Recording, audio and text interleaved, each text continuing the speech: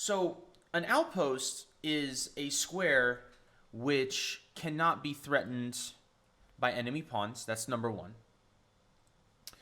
Generally speaking, that strong square is in enemy territory, as you can see here. For black has this d4 square that he could put a knight in, or any other piece for that matter. But generally, you would like to use an outpost square for a piece. If you put a pawn there, then you can't utilize it in any effective way, so that's not considered an outpost. So an outpost is a square, typically a protected square in enemy territory that can no longer be threatened or driven away by the pawns. Okay, so I'm going to just quickly show you a Lichess Blitz game that I played, and it was a good game, I mean, in terms of utilizing the strong square and then working around it. Again, we don't give too much emphasis on Blitz games in terms of their quality or their overall instructional value, because they are Blitz games. But if we can at least display some positional concepts in a Blitz game, that can often be very useful. Okay, so in Blitz, I do like to play the Baltic opening, the Baltic defense. So it's not something I probably would play much in classical, but in Blitz chess, it's fun to play, and it kind of gets people out of their comfort zone. So my opponent played the principled move, which is pawn to c4. I played e6. Opponent played e3 and knight c6. So knight c6 is a dirty little move because the idea is if you develop easily with if you develop simply with knight to c3, knight to b4, this happens in countless Blitz games that I've played. And you're basically threatening to fork. And if they play pawn to e4, kind of like in the fried liver, to try to block you so that you can't fork them, and then in hopes to win this pawn back, you have a very nice tactical trick, queen takes d4. And I've had this like 8 million times in Blitz games, where of course the idea is after queen takes, you fork them. So, and you get your queen back. It's kind of a bolt from the blue if you haven't seen that type of chess tactic before, but I actually know it from a different opening. Anyway, so that's why my opponent played a3, not that this is a seminar on the Baltic defense. And, okay, so I wanted him to, kind of move his bishop again, and then I'll develop in the center. And, okay, the computer, let me get rid of those, like, whatever they are, annotations, yeah. Okay, so I kind of wanted him to play this way, because even though he doubles my pawns, now I actually don't have any issues in the position as far as my piece development. And in this particular position, he still has a bishop on the c1 square. And, getting that piece into the game isn't necessarily the easiest, because this double pawn, kind of like in the Tartakower variation of the Caro-Kann, where you willingly double your pawns, and then a lot of times you can get a pawn structure like this, you actually control the e4 square, making it hard for white to play e4, and in turn making it hard for the bishop on c1 to get into the game. So we're going to pause here in just a second. So what would you say in this position the so-called pseudo-outpost squares for black are? There is no true outpost in the position. Black, I do not have an outpost in the position. I just don't. So where would you say the strong squares for the knights are? So we have a square on e4 and we have a square on d5, both central squares, beautiful central squares, where knights would love to be. Now, the thing is that I wouldn't necessarily want to jump in there immediately, because I know that white may probably eliminate the knight if I do that. But it is important to know that these are very strong squares. And if I could place my knights here and secure them, why would that be a problem for black? Why would that be a problem for white? Let's say I could achieve that. Let's say I could place this knight on e4 and this knight on d5 and secure them, make sure that I'm not losing anything. Why would that be good for black and not be good for white?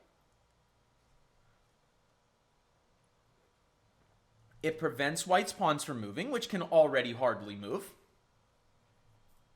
White would certainly have to concede something in terms of the pawn structure in order to get rid of them.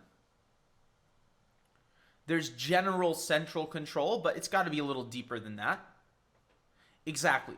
One of the inherent positive things about kind of placing the knight on the central light squares, kind of clamping down on these pawns, is that it hurts the bishop on c1. And if these pawns can't advance ever, then this bishop is going to have a hell of a time getting into the game. Because even if you put the bishop on b2 and fianchetto it, if I'm blocking you on these squares and I'm kind of fixing your pawns in a way, that bishop's going to have a real tough time getting into the game.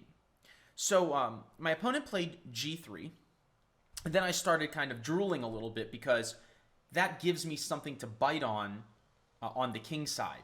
So I played the move g6, and my idea was to go h5, and if I could coerce him now into playing the move h4, then I would be a very happy camper placing my knight on the g4 square. Again, another pseudo-outpost in the position. In order to get rid of that knight on g4, he would have to play the move f3, which would not only compromise the kingside pawn structure, but also the pawn on e3. So, okay. So he played b4 because he wants to get his bishop into the game. I played h5. He played bishop to b2. And I played the move knight to e7, establishing this blockade. And I did. So this knight is going to go to d5, and hopefully this knight will go here or here. So my opponent kind of played generically. He'd like to advance this pawn, although I'm not even allowing him. So I played knight e to d5. Again, the objective is to secure these squares, which not only makes white's pawns basically immobile, but also hurts the bishop on b2. My opponent traded. I took with the knight. I like the fact that I'm blockading this pawn. I like the fact that because that pawn is blockaded, kind of in a weird way, the bishop on b2 cannot get into the game. Is that knight an outpost? No, it is not. But by definition, it is not an outpost. White could arrange the move pawn to e4 in the game. I mean, at some point. It's just not going to happen right now. Because white can simply not play f3. I mean, it's just not going to happen. I mean, even if the knight wasn't there, you were not going to play f3. Because you're going to weaken your whole pawn structure. You're definitely, and your king's position. So that knight is, a strong knight. A pseudo outpost. It's not technically one, but it's, you want that knight right there. That's a good knight. Okay? Knight e1. Trying to reroute the knight somewhere. I don't know where. Of course, for me, I didn't push this pawn here for no reason. So I just, took a stab at the pawn. I actually think I referred to this concept in a previous lecture, like recently, about how I gave a whole lecture on this at some point, maybe about 6 months ago. But it arises quite often in chess games, where you use your rook pawn on the same side of the board that you've castled to try to chop up the other person's king's position a little bit. And depending on who has the space on which side of the board, that hurts one person more than the other. For me, because this bishop is ineffective, I'm actually, what I'm planning on doing is eventually shifting all of my pieces to the king side and opening up the h-file. So something like king to g7 and rook to h8. And I'm going to use this pawn tension to crack up the king side. Again, he cannot play f3, cannot play e4, so the knight on d5 is a monster. No easy way to trade it off. This bishop certainly can't trade it off, and the knight doesn't have a great way to get there. So he did play the move knight to g2. I played the move h3 because I want to start to attack on the light squares around his king. And then here he played a fatal error strategically. He played the move knight to f4. And then I don't know, are the timestamps on here? I don't see the timestamps. I probably did what I did in like a millisecond. It probably didn't take me long at all to play what I played. What did I do here?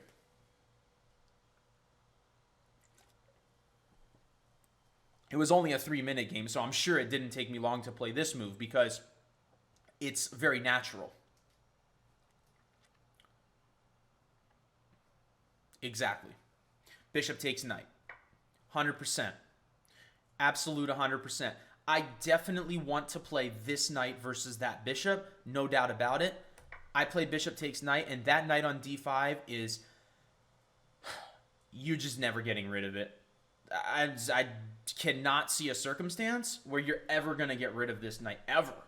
Okay, it doesn't matter how you take. So he took with the g-pawn in hopes that if he does not get checkmated, that later in the game, and I'm talking about later in the game, he would be able to go here and eventually get rid of that, but that ain't going to happen. He's got 99 problems, and that ain't happening, okay?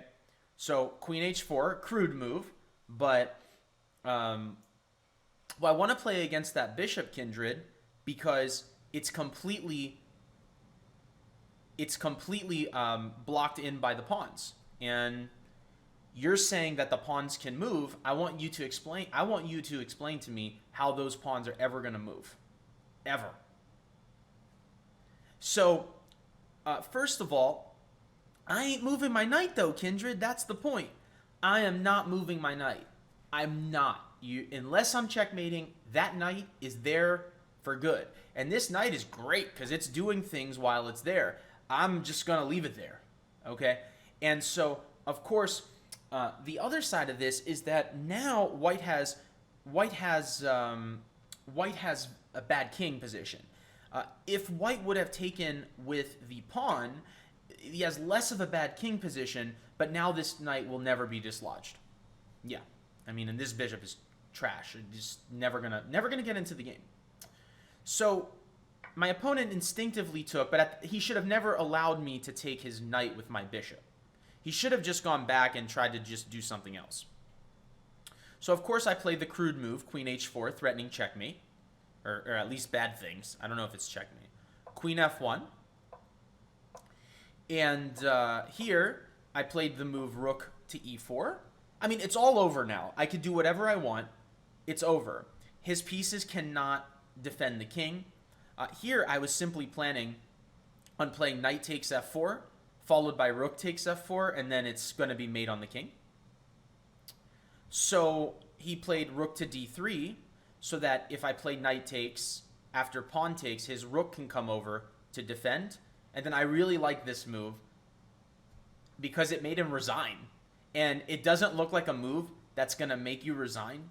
But when you see it, you're going to be like, yeah, I see what's happening. Okay. I played the hyper-aggressive king g7. Yep. How do you like that? I'm going to make him resign with a king move. But he has an unstoppable problem to deal with, which is rook to h8, rook to h5, or rook to h4, and rook to g4, and you cannot do anything about that. And I just want you to pay attention to this beautiful light squared complex. Just take a look at this. How do you like that, bishop on b2? You like that? I like that. I like that, like, I'm drooling right now. You know? How do you like that light squared domination operating on the opposite color of that trash bishop? And yeah, unfortunately for white, there is nothing stopping the simple getting the last piece into the game. And again, this was only a 3-minute game, so it's not like I had forever to think about these things. Most of the decisions I made were just instinct. But okay, at this point, I understood that after king to g7, that the role of this move was simply to get my rook in, and I saw no way for him to dislodge my queen. If he moves the queen, he gets mated. He's a sitting duck. In fact, I'm looking at the computer. It's saying that he should like sack the queen to survive for longer. But I mean, that's like absurd. So it's natural that this guy resigned. Hi, I'm Peter Giannatos, founder of the Charlotte Chess Center. Be sure to subscribe or risk losing a knight in your next chess game.